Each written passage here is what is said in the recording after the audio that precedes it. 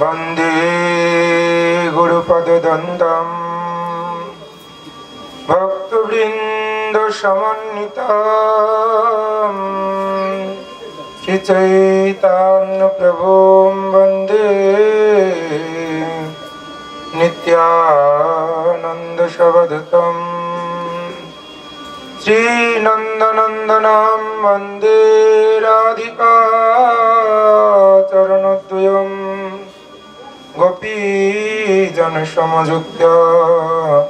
वृन्दावन मनोहरम् चैतन्यमनोभीष्टं स्थापितं जनभूतले स्वयं रूप कदमः ददति सपदान्तिकम् जय रूप सनातन भट्ट रघुनाथ श्रीजीव गोपाल भट्टदास रघुनाथ श्री कृष्ण चैतन्य प्रभु नित्यानंद श्री अद्वैत गदाधर श्रीवासादि गौर भक्तवृंद हरे कृष्ण कृष्ण कृष्ण हरे हरे हरे राम राम राम हरे हरे।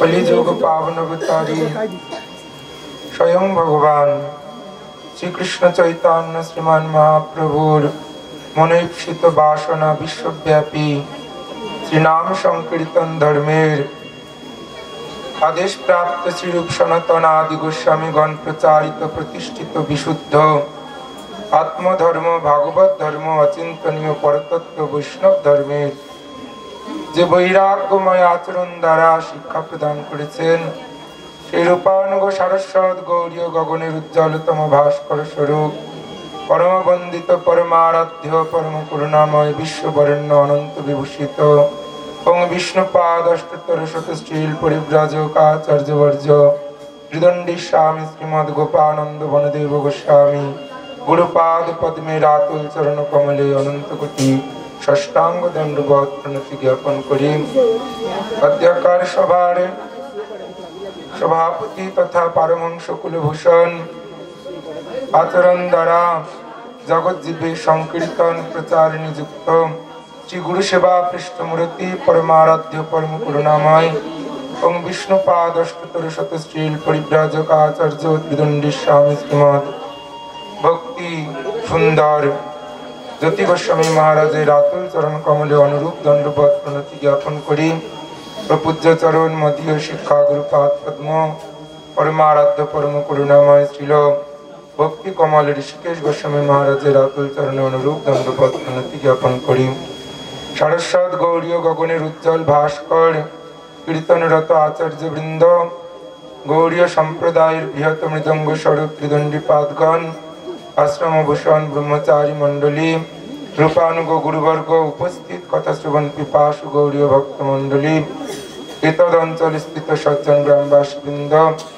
आत्मकल्याण मुखे जगत कल्याण व्रती परम पूज्यपाद श्रील सनातन प्रभु तदीय परिवार परिकर वृंद सकलेर पाद पद्मे यथायोग्य प्रणति सम्भाषण। आमादेर परम गुरु पाद पद्म बोलছেন 45 मिनिटेर बेशी कारोर मनोसंयोग थाके ना। आमरा तो योगी नई, किन्तु आपनादेर धैर्यके आमार यथार्थ मर्यादा देওয়া प्रयोजन। आपनारा एत समय धैर्य धारण करे आছেন, एत समय धैर्य धरे बसे थाकाटा एकटा साधारण सापेक्ष विषय, साधारण विषय नय। যাই হোক, আজকের আলোচ্য বিষয়ের প্রতি আলোকপাত করে আমার পূর্বে আমার গুরুবর্গ এবং ব্রহ্মচারী সন্ন্যাসীগণ কথা আলাপ করেছেন। বহু প্রসঙ্গ আপনারা শ্রবণ করিলেন। ধর্মের স্বরূপ, ধর্ম বলতে আমাদের মধ্যে সাধারণভাবে যেটা অনুভব হয় তার সাথে প্রকৃত নিত্য চিন্ময় ধর্মের যে ভেদ, এটাকে আজকে দেখানোই এই সবার মুখ্য উদ্দেশ্য ছিল। যে কি আমরা করছি এবং কোনটা ঠিক আর কোনটা বেঠিক। সাধারণ শিশু বালক যেমন বিষ আর অমৃতের মধ্যে পার্থক্য বুঝে না, সম্মুখে যেটা দেখে সেটা নিয়েই ভোজন করতে যায়, মুখে দেয়। কিন্তু মাতা পিতার ধর্ম সন্তানকে রক্ষা করা, তাকে আদর্শ মার্গদর্শন করানো। তেমনি সন্তগণ, মহাভাগবতগণ এখানে উপস্থিত হয়ে এত সময় প্রকৃত বস্তু সত্য ধর্মের লক্ষণ আপনাদের কাছে কীর্তন বর্ণন করছেন। ধর্ম শব্দের অর্থ বৈশিষ্ট্য, বস্তুর শনাক্তকরণ বৈশিষ্ট্য, যার দ্বারা আমরা বস্তুকে জানতে পারি। এর পূর্ব বক্তাগণ বলেছেন জলের ধর্ম শীতলতা, অগ্নির ধর্ম দাহিকা। তেমনি আমরা দেহ ধারণ করে আছি, দেহের একটা ধর্ম আছে। বাল্যকাল থেকে আমি শুনেছি, দেহ রেখে ধর্ম, পরে করো অন্য কর্ম। দেহ যেটা চায় তাকে কষ্ট দিয়ে কখনো ধর্ম হয় না। কিন্তু বস্তুত পক্ষে এই দেহের ধর্ম হচ্ছে আহার, খাদ্য গ্রহণ। খাওয়াটাই আমাদের কাছে ধর্ম নয়, যা পেলাম সেটা ভোজন করাই ধর্ম নয়। ধর্মটা কি? আহারের দ্বারা ধর্ম নিরূপিত হয় না, খাদ্য গ্রহণের দ্বারা ধর্ম নিরূপিত হয় না। খাদ্য গ্রহণ করলে দেহটা বেঁচে থাকে, দেহটাকে বাঁচিয়ে রাখতে হলে খাবার প্রয়োজন। তেমনি ভয় অর্থাৎ আত্মরক্ষা, শীতকালে মোটা পোশাক পরিধান, গরমকালে পাংখার ব্যবহার, দেহ সুখ, তেমনি মৈথুন আদি বংশ বিস্তার, এগুলো হচ্ছে দৈহিক ধর্ম। দেহ ধারণ করলে এই সমস্ত কর্মগুলো আমাদের করতে হয়, কিন্তু এটাই প্রকৃষ্ট ধর্ম নয়, সত্য ধর্ম নয়। এর ঊর্ধ্বে যে ধর্মের কথা শ্রী ভগবান বলছেন, স্বল্পম অপশ্য ধর্মস্য ত্রায়তে মহাত ভয়াত, যে আচরণ করলে মৃত্যুরূপ মহাভয় থেকে নিস্তার লাভ করা যায়। আমরা খেলেই বেঁচে থাকবো না, যাই খাই, বাঁচবার জন্য আমরা সকলে প্রচেষ্টাবান। ডাক্তার দেখাই, ওষুধ খাই, ডাক্তার আমাদের বাঁচিয়ে দিতে পারবে না। সে নিজেও মৃত্যুর মুখে পতিত, সে নিজেও ওষুধ ভোজন করছে, এখানে কেউ আমাদের বাঁচিয়ে দিতে পারবে না। যে ধর্ম পালনেতে আমরা মৃত্যু নামক ভয় থেকে নিষ্কৃতি লাভ করি, শ্রী ভগবান বলছেন প্রতি জানো হি কৌন্তেয়, দৃঢ়তার সহিত জানো কি নমে ভক্ত বিনশ্বতি। অর্থাৎ বিশুদ্ধা ভক্তির অনুশীলনই হচ্ছে নিত্য ধর্ম। যেই দেহ থাকবে না, সেই দেহের অনুগত যত ধর্ম সব ব্যর্থ ধর্ম, নৈমিত্তিক ধর্ম। স্ত্রীর ধর্ম স্বামীর সেবা, স্বামী যতদিন বেঁচে আছে ততদিন স্বামীর ধর্ম স্ত্রী পালন করতে পারবে, স্বামী মরে গেলে তার ধর্ম কোথায় যাবে? সন্তানের ধর্ম পিতামাতার সেবা, যতদিন পিতামাতা বেঁচে আছে সন্তান ধর্ম পালন করবে, পিতামাতা মরে গেলে সন্তান কার ধর্ম পালন করবে? আর পিতামাতার ধর্ম সন্তানের পালন, সন্তান যদি মরে যায় তাহলে পিতামাতা কাকে পালন করবে? এই যে দৈহিক জাত ধর্ম, তা বিনাশী, ক্ষণস্থায়ী। কিছুদিন পর্যন্ত আমরা পালন করতে পারি, কিছুদিন পর্যন্ত আমরা সুখ লাভ করতে পারি। তাহলে আমাদের মনে হতে পারে যে এই দেহ ধর্মকে শাস্ত্র পশুর ধর্ম বলছে। ধর্মেন বিহীনা পশুপি সমানা, যে নিত্য ধর্ম থেকে চ্যুত হয়ে দেহ ধর্মের পালন করে সে পশুবৎ। অর্থাৎ এই পশুর ধর্ম, খাওয়া, ঘুমানো, বাসা ঘর তৈরি করা, মৈথুনাদি ক্রিয়া করা, এগুলো পশুরাও করে। পশুদের থেকে আমাদের পার্থক্য কোথায়? যে আমরা মনুষ্য, সেহেতু আমরা ঊর্ধ্ব ধর্ম করব। সেই জন্য আমরা দেহ ধর্মকে ত্যাগ করে বিভিন্ন দেবদেবী পিতৃপুরুষগণের আরাধনা পূজা করব। এই পিণ্ডদান, তর্পণ, শ্রাদ্ধ ক্রিয়া, পিতৃপুরুষদের প্রসন্ন করবার জন্য, অর্থ সম্পদ লাভের জন্য একজন দেবতার পূজা, আর পুত্র সন্তান লাভের জন্য দেবতার পূজা, এই সমস্ত আরাধনাকেও শাস্ত্র ধর্ম বলছেন না। শনিবার নিরামিষ খেলাম, মঙ্গলবার নিরামিষ খেলাম, অমুকবার নিরামিষ খেলাম, এগুলো নিত্য ধর্মের অবগত নয়। নিরামিষ খাওয়াটা ধর্ম নয়। শ্রী ভগবান প্রকৃত ধর্মের বর্ণন করতে গিয়ে শ্রীমদ্ ভাগবতে দেখাচ্ছেন অহৈতুক্যা অপ্রতিহতা জয় আত্মা প্রসিদ্ধতি। এই যে চিন্ময় শাশ্বত ধর্ম, জগৎগুরু ছিল ভক্তি সিদ্ধান্ত সরস্বতী গোস্বামী প্রভুপাদ বলছেন যে এই ধর্ম দেহের দ্বারা পালনীয় নয়। দেহ এই ধর্ম করে না, বা মন এই ধর্ম করে না। দেহের ধর্ম পশুদের মতো খাওয়া, ঘুমানো, মৈথুনাদি ক্রিয়া। মনের ধর্ম সুখ এবং দুঃখ ভোগ। মন এই দুটোই করতে পারে, নয় আপনাকে সুখ দেবে আর নয় আপনাকে দুঃখ দেবে। তার ঊর্ধ্বে যে অপ্রাকৃত চিদানন্দ, সেটা মন প্রদান করতে পারে না। তাই মনের দ্বারাও এই ধর্ম পালন হয় না। দেহের দ্বারা ত্যাগ ধর্ম, মনের দ্বারা ভোগ ধর্ম। পরন্তু অচিন্তনীয় পরতত্ত্ব আত্মা, আত্মার ধর্ম হচ্ছে শ্রী বিশুদ্ধা ভক্তি। অর্থাৎ নিত্য ভাগবত ধর্ম। এখন আমাদের মনে হতে পারে আরো তো কত সম্প্রদায় আছে যারা বিভিন্ন আরাধনা যোগ মার্গের কথা বলছেন। এই কিছু পূর্ব বক্তারা বলেছেন যে মুসলিম, খ্রিস্টান, বৌদ্ধ, শিখ, পারসিক, জৈন আদি এনারাও তো একটা ধর্ম পালন করছেন, কিন্তু এটা শাশ্বত ধর্ম বলে পরিগণিত হচ্ছে না। কেন হচ্ছে না? না, এটা সনাতন নয়। সনাতন শব্দের অর্থ কি? বলছেন আদি, যার কোনো উৎপত্তিকাল নির্ধারণ করা যায় না। কিন্তু এই যে ধর্মগুলো, এগুলোকে ধর্ম বলা যায় না, সম্প্রদায় বলতে হবে। এই সম্প্রদায়গুলোর একটা উৎপত্তি কাল আছে এবং তার একজন প্রচারক আছে। একজন সেই ধর্মকে প্রচার করবার জন্য জন্মগ্রহণ করেছেন এবং সেই কাল হতে সেই ধর্মকে প্রচার করছেন, এরকম এরকম করো তাহলে এরকম এরকম ফল লাভ হবে। কিন্তু মূল যেটা আদি অর্থাৎ সনাতন, সনাতন শব্দের অর্থ কি? সনাতন শব্দের অর্থ বলছেন না হন্যতে না অন্য মানে শরীরে অজ নিত্য শাশ্বতয়ম পুরাণ। যা অজ মানে জন্মরহিত, সৃষ্টি নাই, নিত্য মানে সর্বকাল বিদ্যমান আছে। এ নতুন করে তৈরি হয়েছে বা কিছুদিন পরে আবার বিনাশ হয়ে যাবে এমন নয়। অজ নিত্য শাশ্বতম অর্থাৎ সর্বক্ষণের জন্য পালনীয়। এ কিছুক্ষণের জন্য পালনীয় কাজ নয়, এ দেহের ধর্ম নয়। দেহের ধর্ম কি বলছেন? ব্রাহ্মণ, ক্ষত্রিয়, বৈশ্য, শূদ্র আদি ধর্ম। যে ব্রাহ্মণ সে বেদ আদি শাস্ত্র অধ্যয়ন করবে এবং সেই শিক্ষা দান করবে। কিন্তু ব্রাহ্মণ যদি মরে যায়, তারপরে সে যদি চণ্ডাল হয়ে জন্মায়, তখন কি আমরা তাকে প্রণাম করব? তাকে ডেকে নিয়ে আসবো? তাকে সম্মান করব? বলছে ব্রাহ্মণ, ক্ষত্রিয়, বৈশ্য, শূদ্র আদি ধর্ম এগুলো উপাধি, অর্থাৎ আমাদের দৈহিক উপাধি।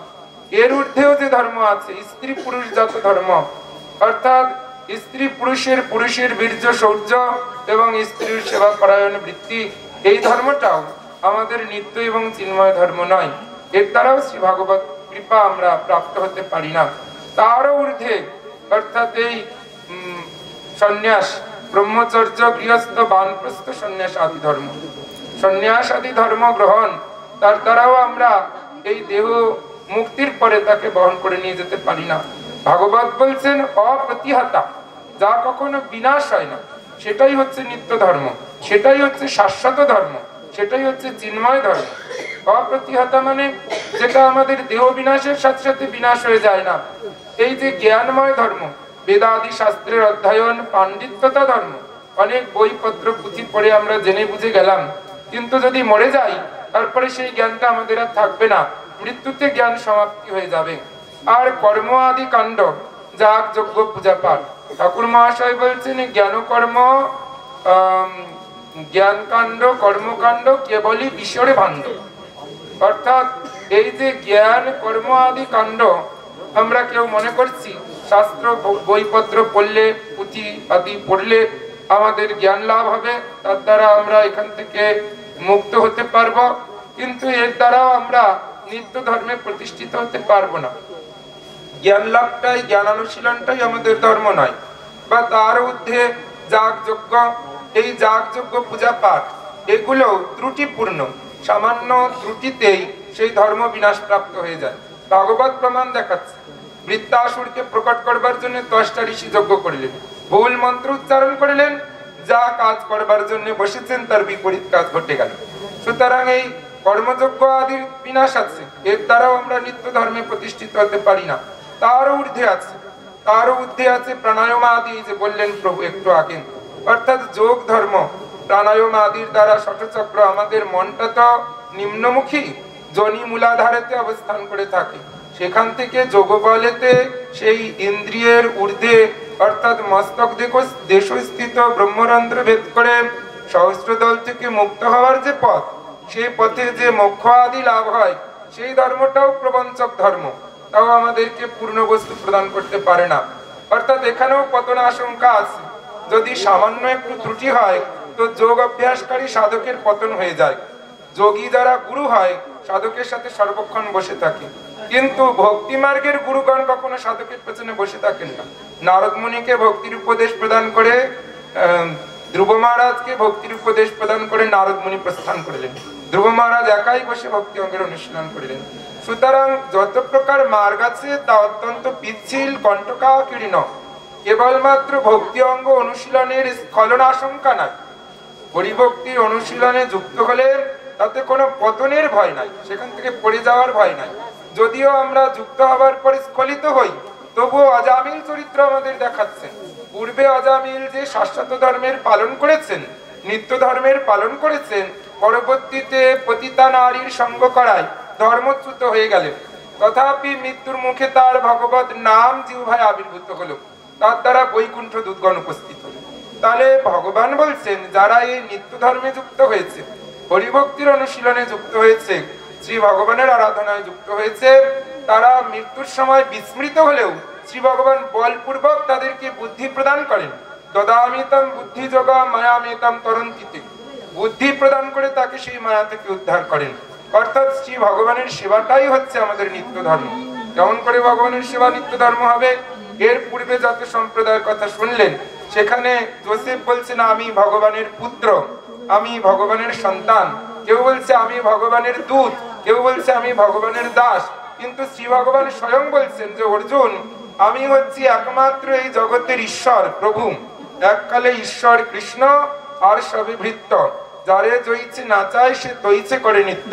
এই জগতে কেউ মানুক বা না মানুক, শ্রী ভগবান বলছে সকলে আমার দাস, মানে বা না মানে সবে মোর দাস। এই জগতে যারাই আছে, যে সম্প্রদায় যে দেশের হোক, এই সনাতন ধর্মটা শুধু ভারতের ধর্ম না, সনাতন ধর্মটা শুধু ব্যক্তিগত হিন্দুদের ধর্ম না, সনাতন ধর্মটা কোনো জাতিগোষ্ঠীর ধর্ম না, পৃথিবীর ধর্ম না, সনাতন ধর্মটা জীবের ধর্ম। জীবের ধর্ম হয় নিত্য কৃষ্ণের দাস, কৃষ্ণের তটস্থা শক্তি ভেদাভেদ প্রকাশ। কৃষ্ণ সেবা করাই জীবের ধর্ম, সেটা সে মানুক বা না মানুক। যেমন সূর্যের কিরণ কুহকে জয়ছে না দিখয়, সূর্য উঠলে যেমন পেঁচা অন্ধকার দেখে, এমনি কেউ যদি চোখ বন্ধ করে থাকে তো নিত্য ধর্ম হতে বঞ্চিত হতে পারেন, কিন্তু ধর্ম পরিবর্তিত হয় না। ধর্ম কখনো পরিবর্তিত হয় না, যে এখন রাত্রিবেলা বলে একরকম আছে, আবার সকালবেলা আর এক রকম হবে। জল যেমন সকালে সূর্যের তাপে গরম হয়, আবার রাত্রিরে ঠান্ডা হয়, এরকম পরিবর্তিত ধর্ম নিত্য ধর্ম নয়, পরিবর্তিত ধর্ম সনাতন ধর্ম নয়। সর্বকালে তিনি একই প্রকারে বিরাজমান, তিনি হচ্ছেন সত্য ধর্ম, তিনি হচ্ছেন সনাতন ধর্ম। সনাতন ধর্মের শিক্ষা দিতে অর্জুনকে শ্রী ভগবান বলছেন, মনমনা ভাবো, আমাকে মনে মনে ভাবো, এর দ্বারাই তোমার নিত্য ধর্মের যাজন হবে। অর্জুন বলছেন, কি করে তোমায় মনে মনে ভাববো? মনটাই তো আমাদের এক জায়গায় স্থির হতে চায় না, মনকে বশ করাই তো কোটি কোটি বছরের সাধন সাপেক্ষ। ভগবান বলছেন, তাহলে এক কাজ করো, মজ্জাজি আমাকে যাজন করো, আমার নাম কীর্তন করো। বলছে, তোমার নাম করতে আর শুনতেই তো আমাদের ভালো লাগে না, বিষয় সঙ্গম আর রসালো বিষয় কথা শুনতে, পরচর্চা পরনিন্দা করতে আমাদের ভালো লাগে। ঠাকুর মহাশয় বলছেন, কৃষ্ণ নাম সুধা ভালো নাহি লাগে। কেন লাগে না? বিষয় সুখেতে ভোর, বিষয় ভোগ করতে আমাদের ভালো লাগে। সেই জন্য ভগবান বলছেন, তাহলে কি করবে? মজ্জাজি, তুমি আমায় জপ করতেও পারবে না, তাহলে মদ ভক্তি, আমাকে তুমি ভক্তি করো। ভজ ধাতুতে সেবা, কিন্তু ভগবানকে সেবা করতে গেলে তো বিধি প্রয়োজন। এই ভোরবেলা উঠতে হবে, স্নান করতে হবে, তিলক করতে হবে, আর্নিক করতে হবে, পুজো করতে হবে, এটাও কষ্ট সাপেক্ষ। অর্জুন বলছেন, কি করে তোমার ভজন করবো? আমার ইন্দ্রিয়গুলো তোমার ভজন করলে দুঃখ পায়, ক্লেশ পায়। যেমন একটা সন্তানকে সেবা করলে মার সুখ হয়, মার হৃদয়েতে প্রেম উৎপন্ন হয়, কিন্তু ভগবানকে সেবা করলে আমাদের হৃদয়ে সুখ হয় না। আমরা যেটা করি এটা তো জোর করে। গুরুদেব বলেছেন এটা করতে, ভগবানকে ভোগ দিতে, যদি না দেই আর গুরুদেব জানতে পারলে আমাদের ভৎসনা করবে, বৈষ্ণবরা জানতে পারলে লজ্জার বিষয়, সেই জন্য আমরা ভগবানের সেবা করি। কিন্তু ভগবানের সেবায় যে সুখ আমাদের হৃদয়ে জাগার কথা, সেই সুখ আমাদের হৃদয়ে জাগ্রত হয়নি। সেই জন্য আমরা ভগবানের সেবা করেও সেই আনন্দ স্ফূর্ত হয় না, হৃদয়ে সুখ অনুভূত হয় না। তাই বলছেন, কৃষ্ণ নাম সুধা ভালো নাই লাগে, বিষয় সুখেতে ভোর। ভগবান বলছেন, তাহলে তুমি কি করবে? তোমার দ্বারা আর কি হবে? মাং নমস্কুরুম, আমি যে জগতের একমাত্র প্রভু জগন্নাথ, সর্বজীবের একমাত্র আশ্রয়, এই জেনে তুমি আমায় একবার প্রণাম করো। তা বলছেন, প্রভু তোমাকে প্রণাম করলে তো তোমার কথা শুনে চলতে হবে। যাকে প্রণাম করবেন অথচ তার কথা শুনবেন না, তাহলে তো প্রণামটা কপটতা, যাত্রা পালার মতো, লোক দেখানো, লোক ঠকানো, আত্মবঞ্চনা। সাধুদের প্রণাম করলে সাধুদের কথা শুনতে হবে, যাকে তাকে প্রণাম করা যাবে না। যাকে প্রণাম করবেন তার মানে তিনি প্রভু, আমি দাস। আমি যাকে প্রণাম করবো সে তো প্রভু, তবে আমি দাস। আর দাসের ধর্ম হচ্ছে প্রভুর সেবা, প্রভুর বাক্যের পালন। সুতরাং তার কথা যদি আমরা না রাখতে পারি, তবে তাকে প্রণাম করার অর্থ হচ্ছে তাকে বঞ্চনা করা, নিজেকে বঞ্চনা করা। তাহলে এখন কি করা যাবে? ভগবান বলছেন যা করছো তাই করো, যজ্ঞার্থাৎ কর্ম অন্যত্র লোকয়ম কর্ম বন্ধন মদর্থমপি কৌন্তেয় মুক্ত সঙ্গ সমাচার। তুমি যেটা করছো সেটাই আমাকে কেন্দ্র করে করো, অর্থাৎ শ্রী ভগবানের সেবা, শ্রী ভগবানের ভজন। শ্রী ভগবানের সেবা করলে ভগবান প্রসন্ন হয়। বলছে প্রভু তুমি কিসে প্রসন্ন হও আমরা তো জানি না, তোমার কিসে সুখ হয়? তো ভগবান বলে দিচ্ছেন আমায় সেবার যার আছে অভিলাষ সে সেবক মোর মঙ্গল প্রিয় দাস। কবিরাজ গোস্বামী যে কথা বললেন জীবের স্বরূপ কৃষ্ণের দাস, সেই কথাকে আরাধ্য প্রপূজ্য চরণ বিভিন্ন পরম গুরুপাদ পদ্মশীল ভক্তি কুমুদ সন্ত গোস্বামী মহারাজ বলছেন জীবের স্বরূপ হয় নিত্য গুরুর দাস। অর্থাৎ এখানে ভগবানের সেবা থেকে উৎকৃষ্ট রূপে প্রতিষ্ঠা করলেন। জীবের ধর্ম কি? বলছে গুরুর সেবা, অর্থাৎ জীবের ধর্ম গুরু বৈষ্ণবের সেবা। গুরু বৈষ্ণবের সেবা মানে কি? গুরু বৈষ্ণবদের ডাকলাম আর কড়াই ভরে রান্না করে হাড়ি ভরে রান্না করে তাদের খাইয়ে দিলাম, তাদের প্রয়োজনে টাকা পয়সা অর্থ দিয়ে দিলাম, এটাই গুরু বৈষ্ণবের সেবা না। গুরু বৈষ্ণবের সুখ কিসে হয়? বলছেন হরি কীর্তন, অর্থাৎ ভগবান হরির কীর্তন। তাই মহাপ্রভু যে ধর্ম প্রতিষ্ঠা করেছেন কলিযুগের যুগ ধর্ম নাম সংকীর্তন, এতদর্থে অবতীর্ণ শ্রী সচির নন্দন। সাধুগণের সাথে সম্মিলিত হয়ে শ্রী ভগবানের নাম সংকীর্তন করাই হচ্ছে ধর্ম।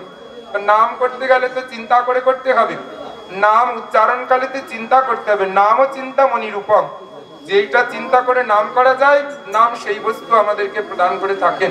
নাম চিন্তামণির স্বরূপ। কাকে চিন্তা করে নাম করব? তাতে ঠাকুর মহাশয় তাতে শাস্ত্র আমাদের নির্দেশ দিচ্ছেন আমরা বরাহদেবকে চিন্তা করব না, আমরা নারায়ণকে চিন্তা করব না, আমরা কাকে চিন্তা করব? বলছেন আরাধ্য ভগবান ব্রজেশত নয় তদ্ধাম বৃন্দাবনম। সেই আরাধ্য দেব ভগবান ব্রজেন্দ্র নন্দন কৃষ্ণ। এখানে অনেক সম্প্রদায় আছে যারা চক্রধারী কৃষ্ণের পুজো করছে, সুদর্শন চক্রধারী কৃষ্ণ দাঁড়িয়ে আছে তার সেবা করছে, কিন্তু তার সেবাটাও আমাদের নিত্য ধর্ম নয়। আবার অনেকে আছে গীতায় উপস্থিত কৃষ্ণের সেবা করছে, পার্থ সারথী কৃষ্ণের পূজা করছে, সেই কৃষ্ণর সেবাও আমাদের নিত্য ধর্ম নয়। আমাদের নিত্য ধর্ম কোনটা? বলছেন ব্রজেন্দ্র নন্দন কৃষ্ণ। ব্রজের পুত্র রূপে যিনি অবতীর্ণ হয়েছিলেন, ব্রজ বধূ বর্গিন যা পরিকল্পিত, ব্রজবাসীগণ যেমন ভাবে তাকে সেবা করেছেন, এইটা হলো আমাদের ধর্ম, এইটা হলো আমাদের নিত্য ধর্ম। এই ধর্মে প্রতিষ্ঠিত হলে কি করতে হবে? আমাদের স্বরূপ প্রতিষ্ঠা লাভ হবে। যেই কথা শাস্ত্র বলছেন নহম বিপ্র নচ নরপত্রী নাপি, আমরা বৈশ্য শূদ্র নই, আমরা বর্ণাশ্রমী নই, আমরা ব্রাহ্মণ ক্ষত্রিয় নই, আমরা সন্ন্যাসী নই, আমরা কি না গোপীর পদ কমলায়র দাস অনুদাসম। আমরা গোপীগণের সেই ভর্তা শ্রী গোবিন্দ তার পদকমলের যারা দাস তাদের অনুদাস। অর্থাৎ সেই জীবের নিত্য ধর্ম বর্ণনাতে শাস্ত্র আমাদের গুরু বৈষ্ণবের দাসত্বকে নির্ধারণ করছেন। এইটা হচ্ছে নিত্য ভাগবত ধর্ম। শ্রী ভগবানের সেবাই জীবের নিত্য ধর্ম। সাধুগণের আনুগত্যে হরিভজনই হচ্ছে জীবের নিত্য ধর্ম। সাধু সঙ্গে নাম সংকীর্তন এই মাত্র চাই, সংসার জিনিতে আর কোনো বস্তু নাই। বাঞ্ছা কল্পতরুভ্যশ্চ কৃপা সিন্ধুভ্যৈব চ পতিতানাং পাবনেভ্যো বৈষ্ণবেভ্যো নমঃ।